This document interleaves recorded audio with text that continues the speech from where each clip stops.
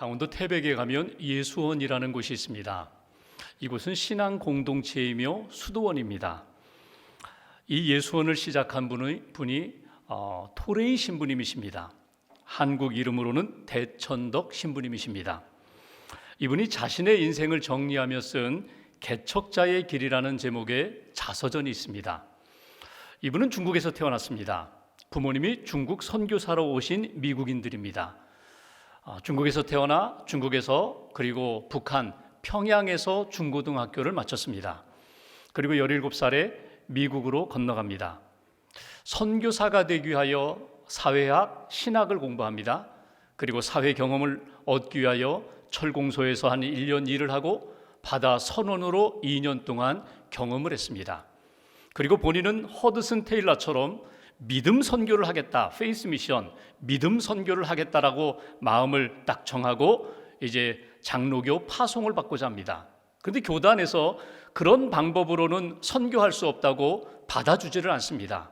그래서 어쩔 수 없이 그가 성공회에 들어가서 성공의 사제가 된 것입니다. 그리고 한국 땅에 오셨습니다. 한국에 오셔서 성공회 신학교에서 7년 동안 학생들을 가르치시고 하나님이 감동을 주셔서 태백 산골짜기에 들어가서 수도원을 이렇게 만들고 한국교회 성도들과 영적 지도자들에게 영성에 대하여 성령에 대하여 그렇게 함께 공동생활하면서 영향을 끼친 분입니다. 그 책에 보면은 그분이 자기의 인생에 대하여 일생에 대하여 이렇게 표현합니다. 내 인생은 나의 일생은 개척자의 길이었다. 예수님이 그러하셨던 것처럼 나는 오직 주님만 의지하여 개척자적인 삶을 살았다. 믿음이 뭐냐? 믿음은 모험이다. 하나님만 의지하고 하나님만 붙잡고 사는 모험이 그것이 신앙이다. 그러니까 결과를 하나님 앞에 맡기는 것입니다. 내가 하나님을 믿으니 하나님이 내 인생의 모든 것들 책임지시고 미래의 가장 선한 역사로 만들어 주실 것이다. 전적으로 믿고 하나님을 의지하며 그의 일생을 보냈다는 것입니다. 그분은 항상 말씀을 묵상하셨고 말씀에 대한 것, 거기 함께 공동생활하는 그분들에게 말씀으로 늘 양육하셨거든요. 근데 본인은 이렇게 이야기합니다. 내 인생을, 나의 일생을 말씀으로 표현한다면 다윗의 고백 같은 시편 71편의 고백이 곧 나의 믿음이요 신앙 고백이요 나의 일생이라고. 다윗이 시편 71편의 17절 18절에 보면 다윗은 이런 고백을 합니다. 하나님이요 내가 어려서부터 주님으로부터 많은 것들을 받았습니다. 배웠습니다. 그리고 내가 나의 다음 세대, 나의 자녀들 그리고 백성들에게 하나님이 내게 부어주신 놀라운 일들을 나는 가르쳤습니다. 전해주었습니다. 내가 늙어 백발이 될 때까지 하나님 나 버리지 말아주세요. 나와 함께 해주세요. 나를 붙들어 주세요. 주의 일을 감당하게 해주세요. 이 다윗의 고백이 곧 이 대천덕 신부님의 신앙 고백이라고 그렇게 말씀하십니다. 항상 말씀을 붙잡고 그 말씀에 힘을 입어서 사역했다. 믿음의 길을 걸어갔다. 또 하나 성령님을 의지했다. 결정할 일이 있을 때에 남들은 가지 말라고 좀 쉬라고 편하게 가라고 그렇게 권면할 때 아니라고 하나님이 내게 그 말씀을 주셨다면 그 마음을 주셨다면 나는 성령님 의지하며 가겠노라고 성령을 의지하며 성령의 도우심을 받고 걸어가는 성령의 사람이었다. 여러분 지금은 하늘나라 가신 지 20년이 넘었지만 생전에 대천덕 신부님을 한 번이라도 뵌 분들이 있다면 그런 인상이 남아있을 것입니다. 참 행복해 보이십니다. 참 행복해 보이십니다. 마른 분이지만 참 영성이 이렇게 묻어나오는 참 행복한 그런 삶을 사셨던 분입니다. 여러분 어떻습니까? 여러분의 삶과 신앙을 주도하는 것은 무엇입니까? 무엇이 여러분들의 삶을 이끌어가고 있습니까? 여러분의 신앙 고백이 담겨있는 인생 믿음의 고백, 성경 구절이 있습니까? 여러분들의 신앙을 고백할 수 있는 성경 구절은 무엇입니까? 우리가 사도행전 2장을 통하여 성령 받은 베드로가 설교하는 내용을 보고 있습니다. 지난주에 우리가 본 것처럼 주의 영이 임하니까 예언을 합니다. 꿈을 꿉니다. 그리고 하나님의 비전을 보게 된다는 것입니다.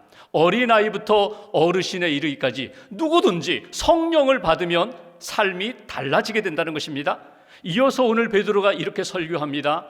예수님이 우리의 삶의 주인 되시고 우리를 이끌어 가시는 분, 구원자가 되심을 믿으라는 것입니다.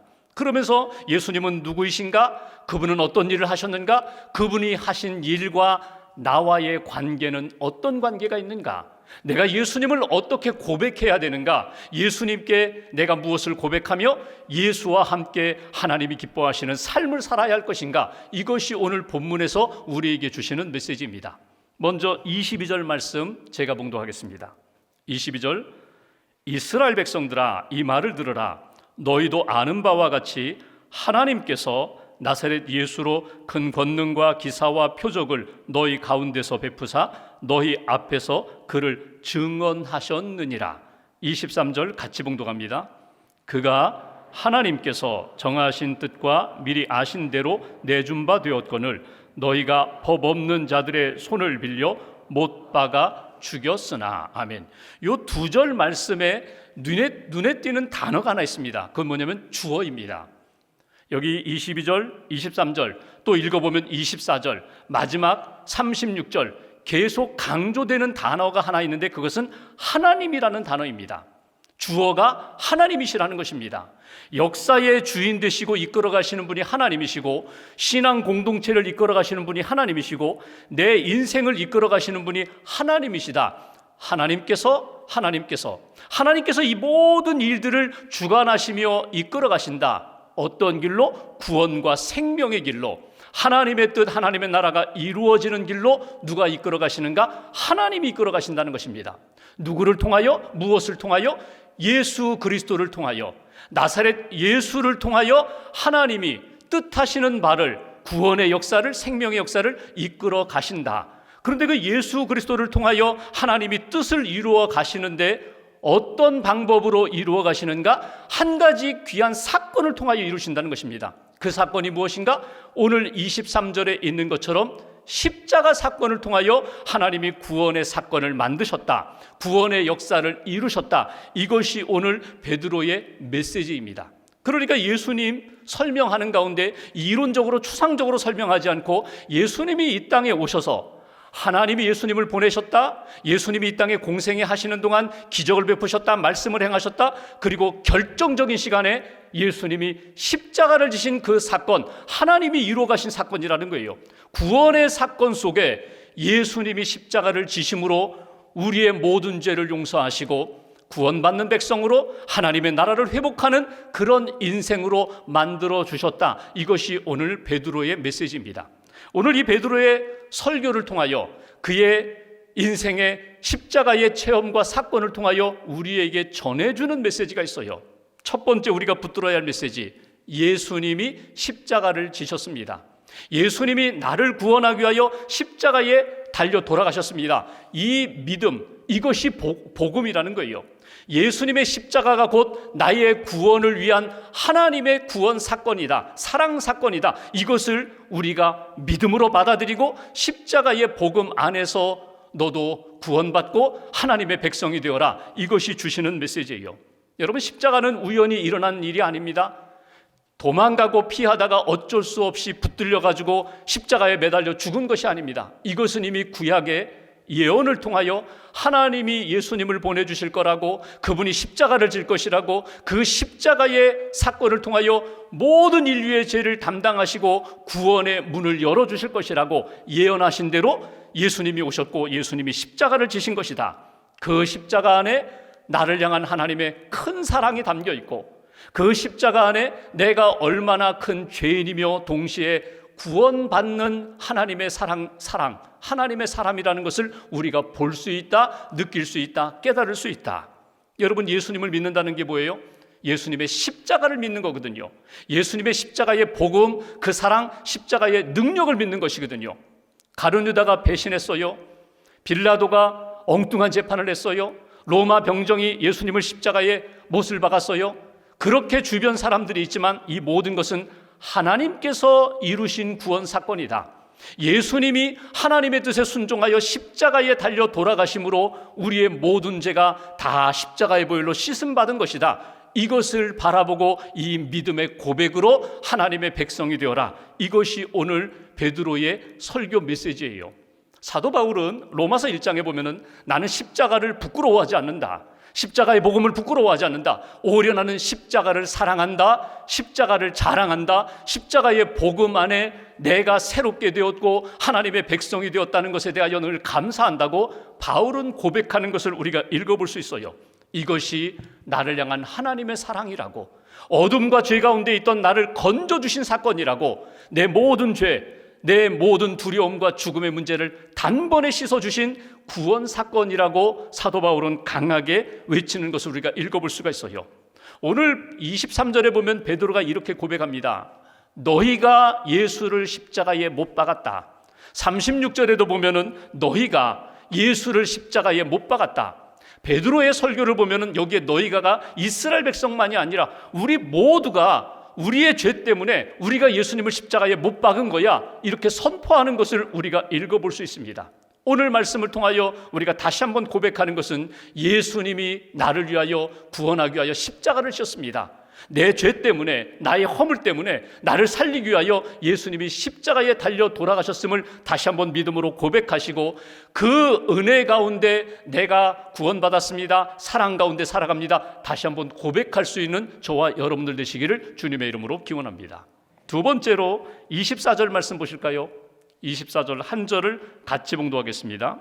하나님께서 그를 사망의 고통에서 풀어 살리셨으니 이는 그가 사망에 매여 있을 수 없었음이라. 아멘.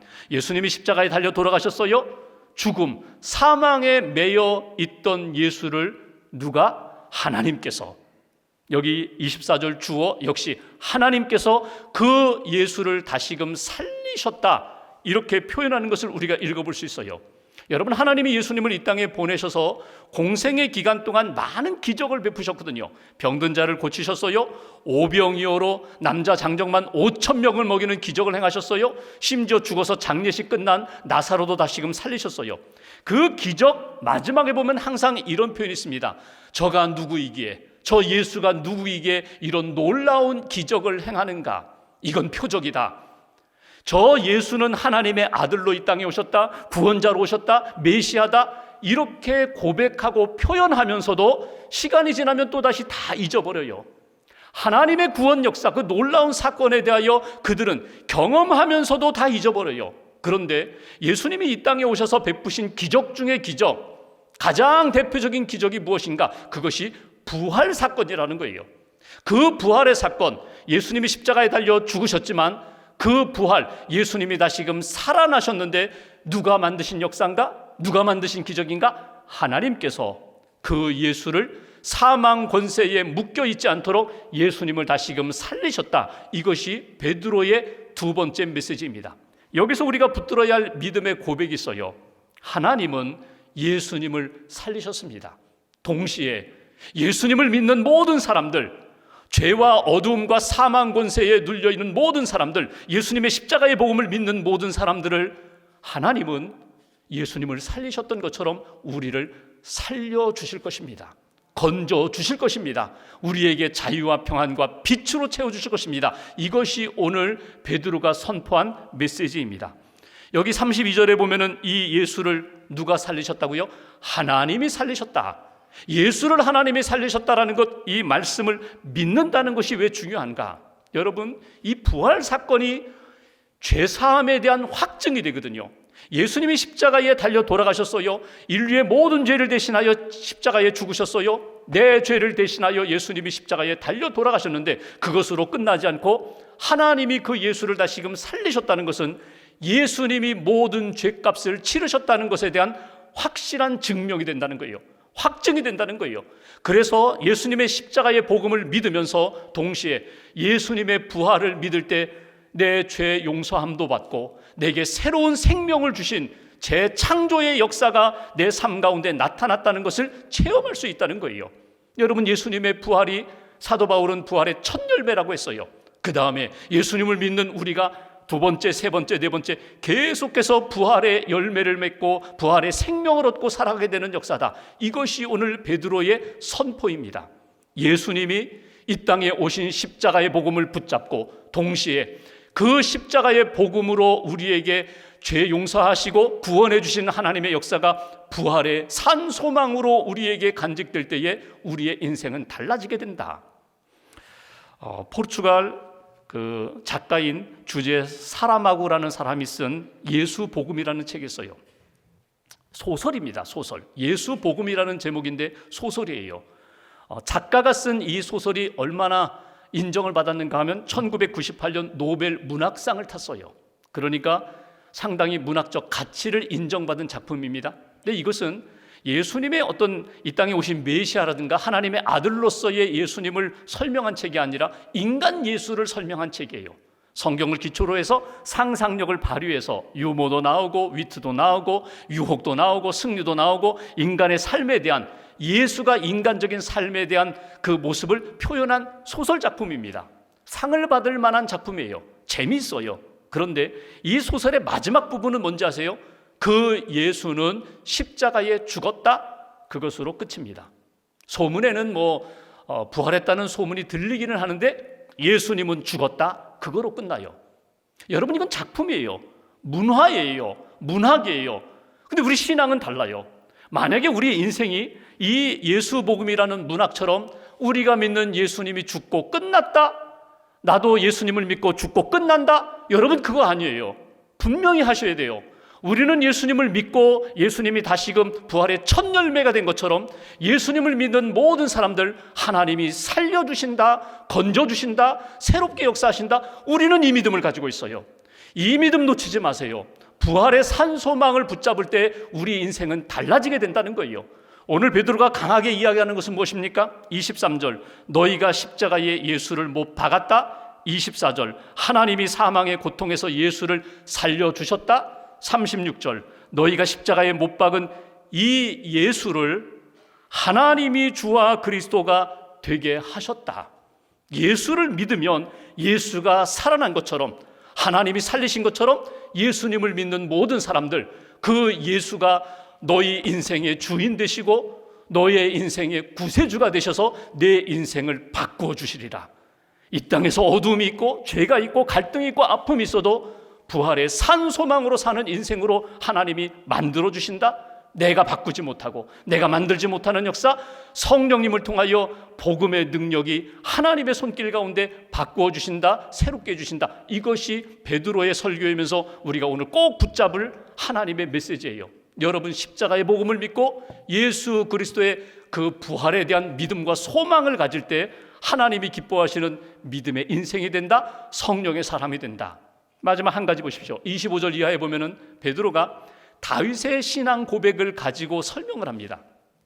다윗의 시편 16편을 가지고, 다윗은 예수님 오시기 전 훨씬 몇백 년 전의 인물이지만 다윗이 기도하는 가운데 영적으로 환상을 보고 영감을 받아서 나의 후손 가운데 메시아가 등장할 텐데, 하나님이 메시아를 보내주실 텐데 그 예수가 십자가를 질 것이다, 그 예수가 반드시 부활할 것이다, 그것을 다윗이 보았다는 거예요.